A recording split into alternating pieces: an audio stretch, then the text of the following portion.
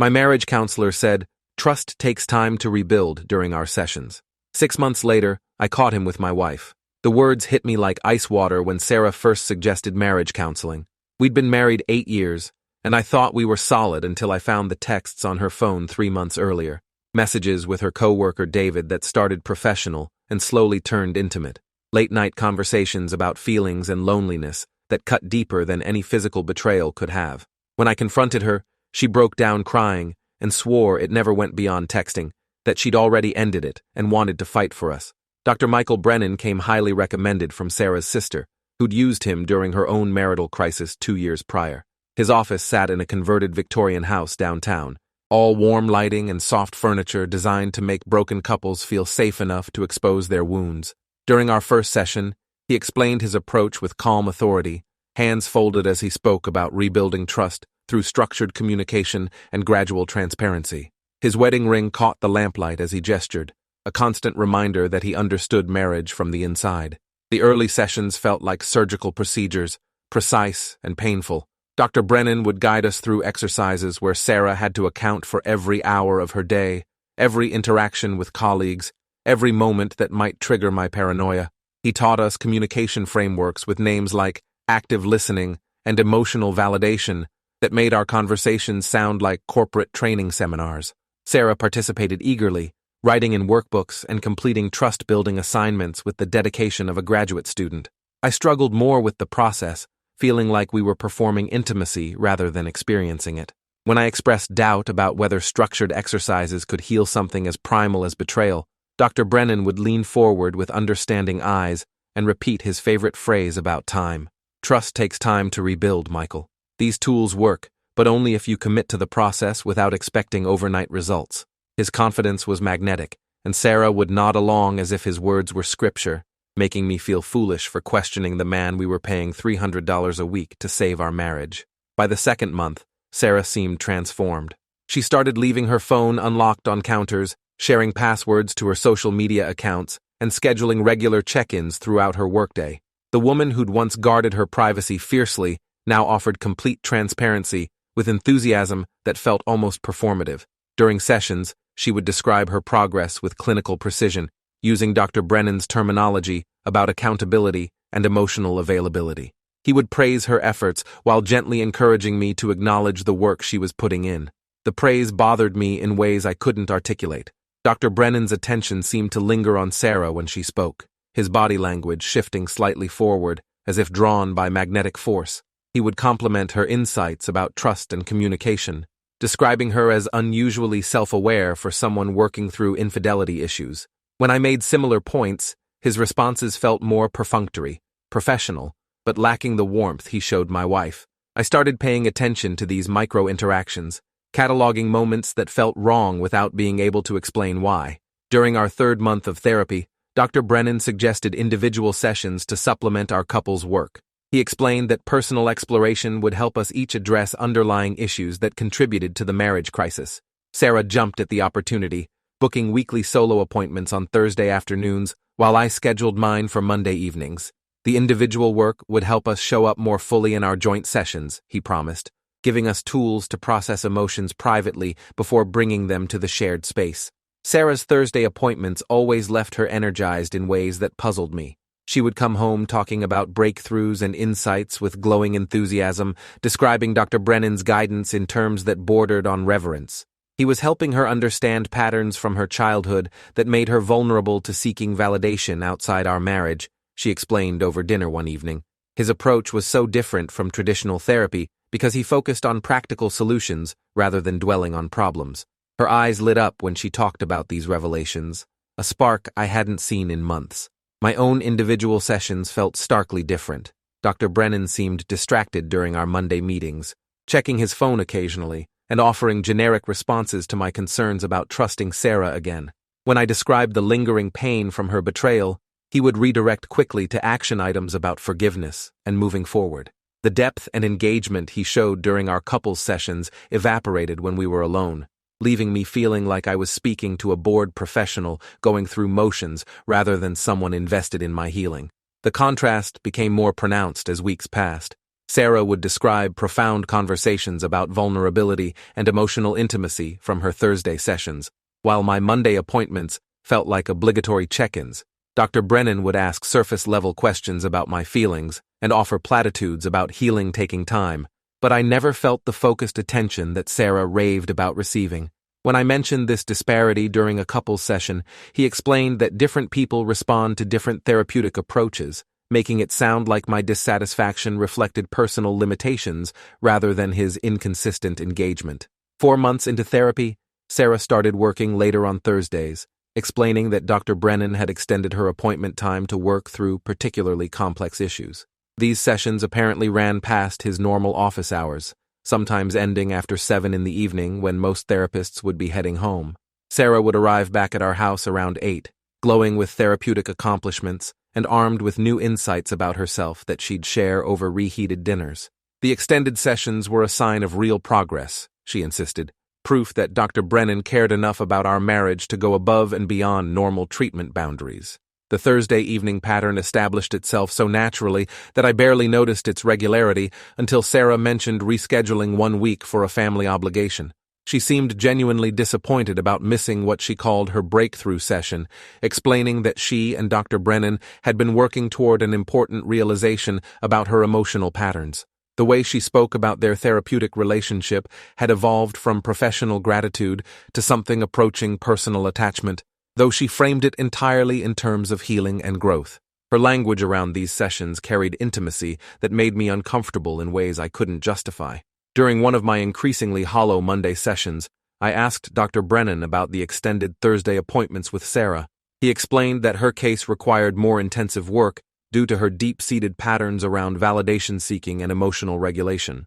Some clients needed standard 50-minute sessions, while others benefited from extended time to process complex issues without the pressure of artificial time constraints. His explanation sounded professional and reasonable, but something in his tone suggested defensiveness, as if my question had crossed an invisible boundary he preferred to keep unchallenged. I started paying attention to Sarah's behavior on Thursday evenings, with the focused intensity of someone trying to solve a puzzle. She would shower immediately after coming home, explaining that Dr. Brennan's office was stuffy and she needed to wash off the emotional intensity of their sessions. Her clothes would go straight into the hamper rather than her usual habit of hanging work outfits for potential rewear. She would emerge from the bathroom refreshed and talkative, eager to share therapeutic insights while deflecting specific questions about what exactly took 2 or 3 hours to accomplish in a therapy session. The pieces started forming a pattern I desperately didn't want to recognize. Sarah's renewed interest in our sex life coincided with her Thursday night sessions, as if she was channeling energy from one source into another. She would initiate intimacy with enthusiasm that felt borrowed rather than organic, using phrases about connection and vulnerability that echoed Dr. Brennan's therapeutic vocabulary. During these moments, she seemed to be performing lessons learned elsewhere rather than expressing genuine desire, making our most intimate moments feel like homework assignments from marriage counseling class. 5 months into therapy, I decided to surprise Sarah by picking her up from one of her Thursday sessions. I told her I wanted to take her to dinner directly from Dr. Brennan's office, making the gesture seem romantic rather than investigative. She agreed enthusiastically, suggesting we meet at 7:30 to ensure her session had proper closure time. I arrived at Dr. R. Brennan's building at 7:15 and settled into my car across the street to wait, expecting to see her emerge within minutes of our planned meeting time. 7:30 came and went with no sign of Sarah leaving the building. The office windows on the second floor remained lit, and I could occasionally see shadows moving behind the frosted glass. By 7:45, I was texting Sarah to check if her session was running late, receiving a quick response that they were finishing up an important breakthrough and she'd be down in 5 minutes. 8 o'clock passed, then 8:15, with the lights still glowing in Dr. Brennan's office and no sign of my wife emerging from the building entrance. At 8:20, I finally saw movement in the second-floor window. 2 figures stood close together, their shadows merging into a single silhouette before separating again. The body language looked intimate even through frosted glass, with lingering proximity that suggested more than therapeutic conversation. I watched the shadows move apart and together repeatedly, a dance that made my chest tighten with recognition. The breakthrough Sarah had mentioned wasn't about emotional patterns or childhood trauma. but about the boundaries between patient and therapist dissolving entirely. Sarah finally emerged from the building at 8:30, her hair slightly disheveled, and her blouse wrinkled in ways that contradicted her usual post-therapy freshness. She spotted my car and waved with exaggerated cheerfulness, practically skipping across the street to explain that they'd had an incredible session about trust and intimacy. Her lipstick was gone and her cheeks were flushed, signs she attributed to emotional intensity and the stuffy office air. As she settled into the passenger seat, I caught a scent that wasn't her usual perfume, something masculine and unfamiliar that clung to her clothes like evidence. Dinner conversation felt surreal as Sarah described her therapeutic breakthrough with glowing enthusiasm. She and Dr. Brennan had apparently worked through her trust issues using role-playing exercises that helped her understand how to rebuild intimacy after betrayal. The session had been so productive that they'd lost track of time, getting caught up in the momentum of real progress toward healing.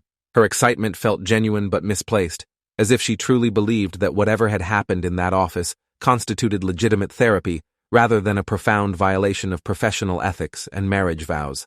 I spent the weekend wrestling with what I'd witnessed, trying to construct innocent explanations for shadows and scents and extended sessions.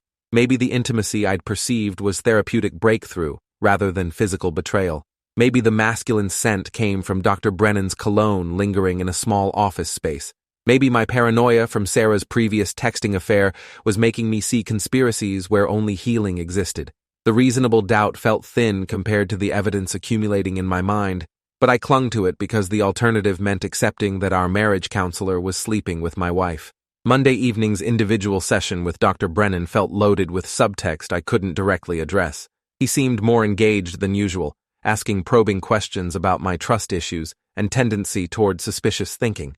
He suggested that hypervigilance after betrayal could become self-destructive, creating problems where none existed and sabotaging the healing process. His concern seemed genuine, but I detected smugness underneath the professional demeanor, as if he knew exactly what I suspected and enjoyed watching me struggle with doubt. The session ended with homework about practicing trust and letting go of the need to control Sarah's recovery process. That week, I started documenting Sarah's Thursday evening routine with methodical precision. I noted departure times, return times, condition of her clothes and makeup, topics of conversation about her sessions, and behavioral changes throughout the week. The pattern became undeniable, even as I tried to rationalize each individual piece of evidence. Extended sessions, physical signs of activity beyond talking, glowing descriptions of Dr. Brennan's unique therapeutic approach, and renewed sexual energy that seemed channeled from another source rather than generated by our relationship improvement. The documentation process felt both necessary and degrading, reducing my marriage to a collection of suspicious details and timeline discrepancies. I was becoming a detective investigating my own wife's fidelity for the second time in less than a year, except now the suspected affair partner was the professional we'd hired to repair the damage from her first betrayal. The irony was so perfect, it felt almost scripted, as if Dr. Brennan had engineered this situation deliberately, rather than letting it develop through gradual boundary erosion and mutual attraction. During our next couples session, I watched Dr. Brennan and Sarah interact with new awareness of their private connection. Their communication carried undertones invisible to casual observation, but obvious once I knew what to look for. He would make subtle references that caused her to smile with inside knowledge, and she would respond with familiarity that exceeded normal therapeutic rapport. When discussing trust exercises for our marriage, they seemed to be sharing private jokes about intimacy and connection, their eye contact lasting longer than professional interaction warranted. I tested my suspicions by suggesting we take a break from therapy to implement what we'd learned without professional guidance. Sarah's reaction was immediate and strong, insisting that we were making too much progress to interrupt the process now. Dr. Brennan supported her position, explaining that couples who discontinued therapy prematurely often experienced relapses that were harder to recover from than original problems. Their united front against my suggestion felt coordinated, as if they'd discussed this possibility during one of their private sessions and prepared counterarguments in advance. The following Thursday, I decided to gather definitive proof rather than continuing to collect circumstantial evidence. I told Sarah I had a work emergency that would keep me late, giving her no reason to suspect surveillance. Instead of going to the office, I positioned myself in a coffee shop across from Dr. Brennan's building with a clear view of the second-floor windows. I brought a laptop and settled in for a long observation session, prepared to document whatever happened during Sarah's extended therapy appointment. At 5:30, I watched Sarah enter the building for her scheduled session with Dr. Brennan. The office lights came on shortly after, and I could see two figures moving around the space in what appeared to be normal conversation. For the first hour, their interactions looked appropriately professional, with proper distance maintained and body language suggesting therapeutic discussion rather than intimate connection. I started to wonder if my suspicions had been wrong, if what I'd perceived as an affair was actually legitimate therapy that I'd misinterpreted through the lens of previous betrayal. Around 6:30, the dynamic in the office window changed dramatically. The two figures moved closer together, their shadows merging in ways that left no doubt about physical contact. I watched them embrace, separate, and embrace again, their silhouettes telling a story that shattered any remaining hope for innocent explanation.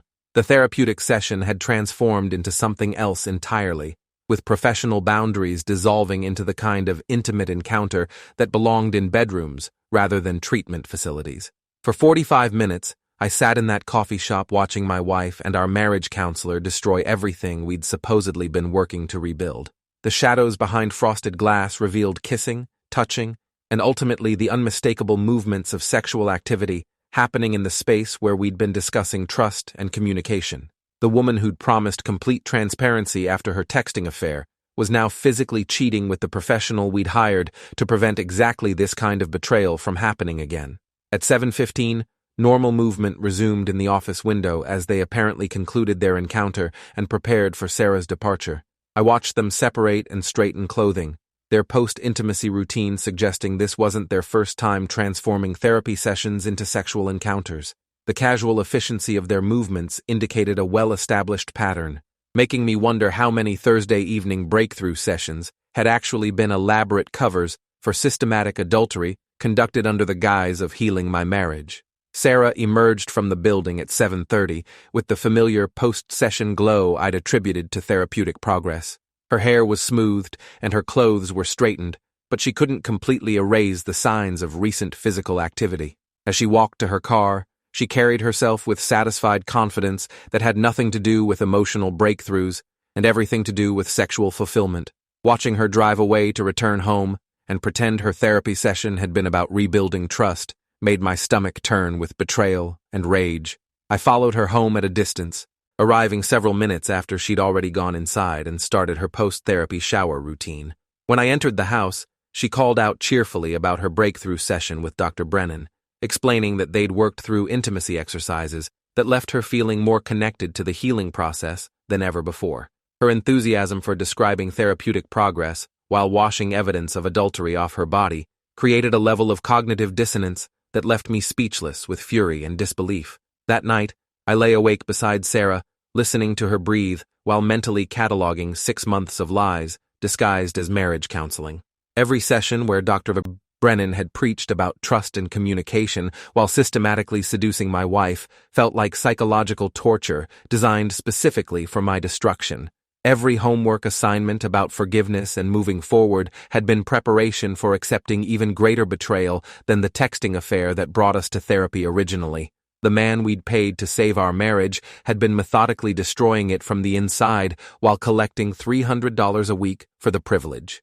Friday morning, I called Dr. Brennan's office and scheduled an emergency individual session, claiming urgent developments in my healing process that couldn't wait until Monday. His receptionist found a slot at 11:30, assuring me that Dr. Brennan always made time for clients experiencing therapeutic crises.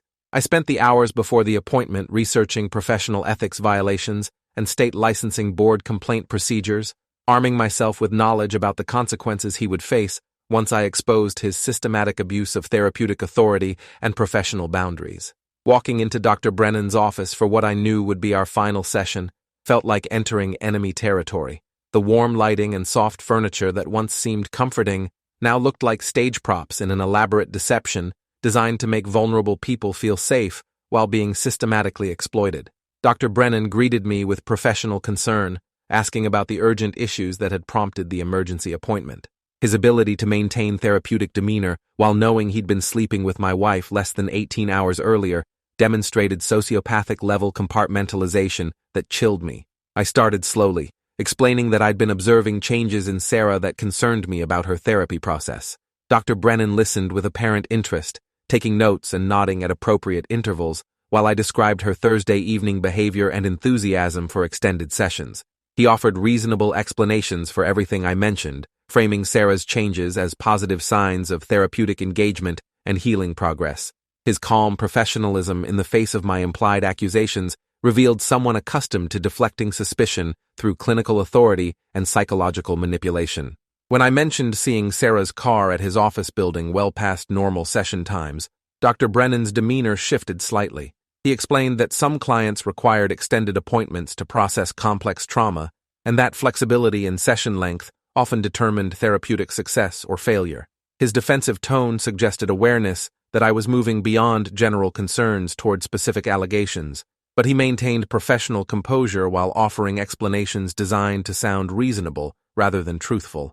I decided to stop playing games and confront him directly with what I'd witnessed. Thursday evening, I told him, I watched through his office window as he and Sarah engaged in sexual activity during what was supposed to be a therapy session.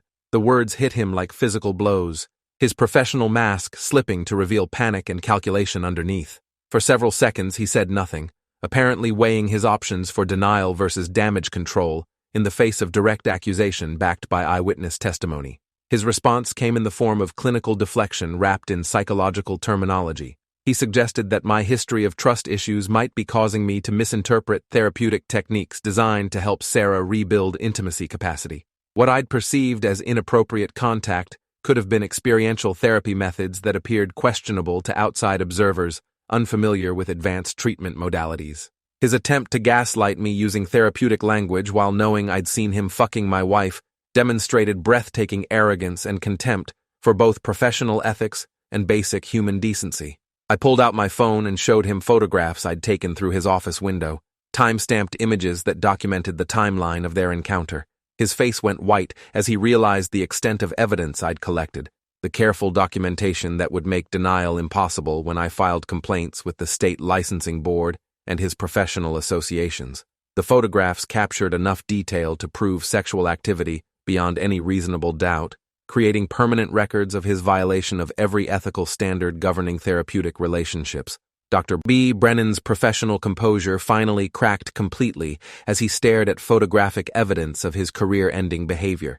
He started babbling about how the relationship with Sarah had developed naturally out of their therapeutic connection, how they'd discovered genuine feelings that transcended patient-provider boundaries. His justifications revealed someone who'd convinced himself that systematic seduction of a vulnerable client constituted consensual romance rather than professional abuse of power and exploitation of therapeutic authority for sexual gratification. I informed him that I was filing ethics complaints with every relevant professional organization within 24 hours, along with providing evidence to Sarah's attorney in divorce proceedings that would begin immediately. His career would be over once licensing boards reviewed photographic evidence of sexual activity with a current patient, and civil lawsuits would likely follow criminal charges for professional misconduct. The life he'd built exploiting vulnerable people seeking help would collapse as thoroughly as he'd destroyed my marriage. His desperation became pathetic as he begged me to reconsider, offering to end the relationship with Sarah and provide free continued therapy to repair the damage he'd caused. He seemed to genuinely believe that his willingness to stop fucking my wife and resume pretending to help us constituted adequate restitution for 6 months of systematic betrayal disguised as professional treatment. His complete inability to comprehend the magnitude of his ethical violations revealed someone so narcissistic that he viewed other people's pain as acceptable collateral damage in pursuit of his own desires. I left his office without another word, knowing I'd never see him again except possibly in court proceedings. That evening, I confronted Sarah with the photographs and timeline evidence, watching her face cycle through denial, anger, and finally tearful confession about the affair that had been disguising itself as therapeutic progress. Her attempts to justify the relationship using Dr. Brennan's language about healing and connection fell apart when faced with visual evidence of systematic deception over months of supposed marriage counseling.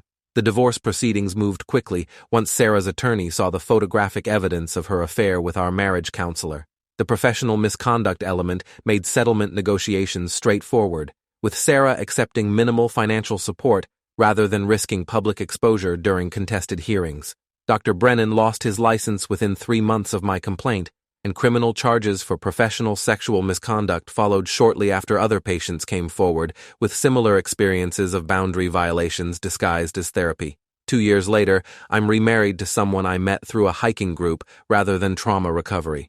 Dr. Brennan works as a car salesman in another state, his therapeutic career permanently destroyed by his inability to maintain professional boundaries with vulnerable clients. Sarah occasionally contacts me through mutual friends, apparently hoping for forgiveness and reconciliation that will never come. Trust doesn't take time to rebuild when it's been systematically destroyed by people who profit from others' pain.